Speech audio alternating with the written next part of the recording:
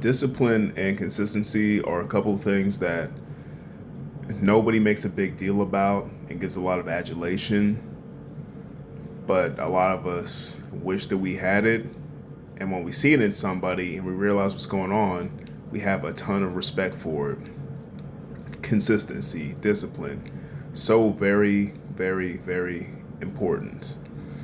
I remember in my days when I was a personal trainer, and my routines that I would script for people, the fitness routines, were similar to the ones that I would do for myself that would yield results. They would build muscle, help to maintain and lose weight with a proper, reasonable diet.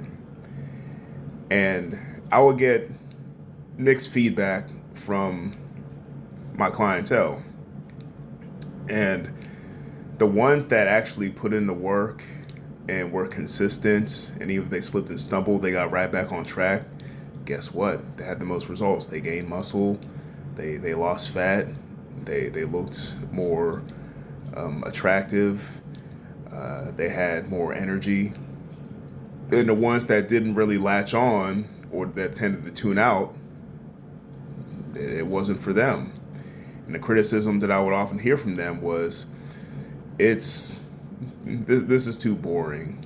This isn't fun. I want an exciting, fun workout." Or sometimes they would say it in not so subtle terms, "I want super fast results in like a week," when the goal that I'm attaining to is going to take at least several months.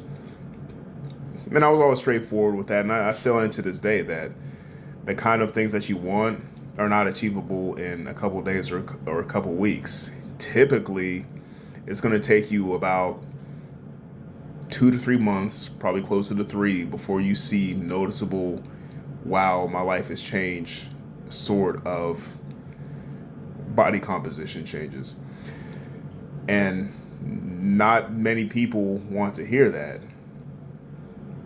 They don't want to hear that it takes weeks and weeks, months and months, and in some cases years and years of doing the same bland routines over and over and over again, with making little tiny incremental changes to challenge yourself. People don't want to hear that. But that's what gets results in a lot of domains, in a lot of fields. And even when it comes to living your life, raising your children, having a family, having a good marriage, it takes consistency. The days that aren't all sunshine and lollipops, the days where you just seem like you're going through the motions or you're doing mundane or there's not some big event happening, those are the days that you make progress because it all adds up. I've talked in a previous video about building equity, that the habits that you do throughout your life, they build up, they add up, and they create something absolutely great. But if you only look at the very beginning and you look at the very end of the journey, you're not going to appreciate anything in the middle. And I think that's what a lot of people do when they look at these idols that are out there, celebrities and athletes, and they see them on TV. And people just have trouble fathoming and compartmentalizing the idea that there was a lot of hard work put in to get from that point A to point B. It doesn't work like that. Like usually there was some pain, there was some turmoil, there was some hard work, and there was doing a lot of bland stuff that doesn't make the news rounds. And this is something that men need to have. They need to have an ability to focus on discipline and consistency in their life and instill positive habits. Things that you did with discipline, with sternness when you were younger and maybe didn't have kids and didn't have a wife and didn't have a family, and stuff that you did maybe in your teens or your early 20s, but you've instilled these strong habits. As you get upwards in years, 40, 45, 50 years old, you'll be glad that you did. Because starting from scratch at age 40, 45, 50 in a lot of things, while not impossible, it's going to be very, very difficult to teach an old dog new tricks. Going back to the whole idea of fitness, when I was a personal trainer, that I started a lot of my habits. Probably, I mean, I did workout stuff when I played football in high school, but I really started to take it seriously with nutrition and everything. Probably, I would say college age, late teens, early 20s. So you're talking like 19, 20 years old, that I really started to take stuff seriously. And now at the age of 40, I'm not saying I'm as good shape. My metabolism certainly isn't the same, but I, it's going to sound like some kind of bragging or arrogance. I just have to call it like it is. But my baseline is a lot further than men, a lot of men of my age. My baseline is further than a lot of them would have to work hard and claw and scrape at. And that's just from a physical perspective. And it's not because I did anything special. I didn't take steroids. I didn't go on some kind of special regimen. I've never, this is where, like, even though I've been a personal trainer before, I've never had a trainer that worked on me in my entire life.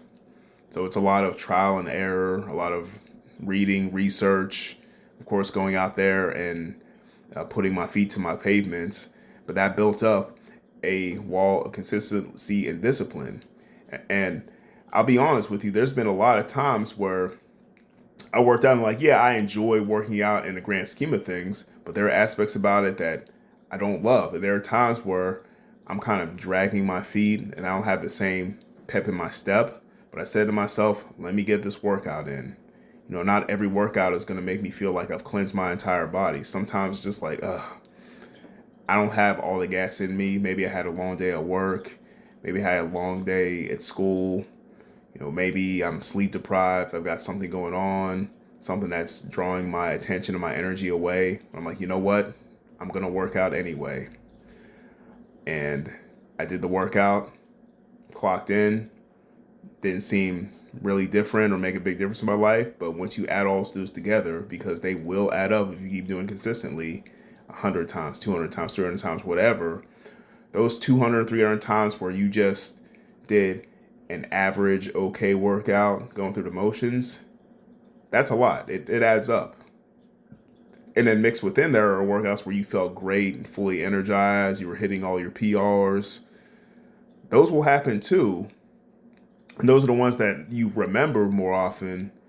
But the times where it's not all yippee skippy and wonderful, those really do add up. They go in the bank.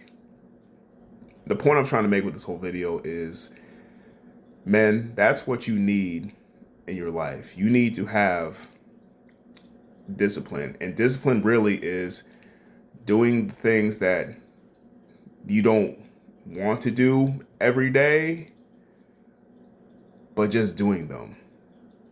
And being honest with yourself too, that you're not the most enthusiastic and the most energetic today. You know, I have times where I go to work and, you know, I'll be honest, like I don't feel like working or I don't feel like doing much work, but I do it anyway. And it's not purely motivation by the paycheck, but it's like, okay, it's better for me to at least do something with some effort, even if begrudgingly, than to do nothing at all. And what happens more often than not is once I get into the flow of things, my motivation and my energy starts to pick up. It's the same thing with working out. It's the same way with eating, with discipline, with raising your family, raising your kids. Is you're going to have a lot of days that just kind of run together and seem bland. And they're not going to stand out as much as those relatively few milestone moments, but they are worth something. I think somebody really needs to hear that. Every effort, every drop in the bucket, every penny that you put in the jar really does mean something.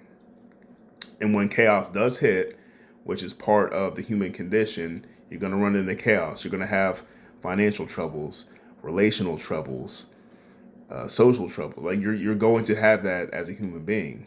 But because you kept putting those drops in the bucket and you built up that equity, whenever you do face a season of crisis or a season of turmoil, you're able to be more resilient.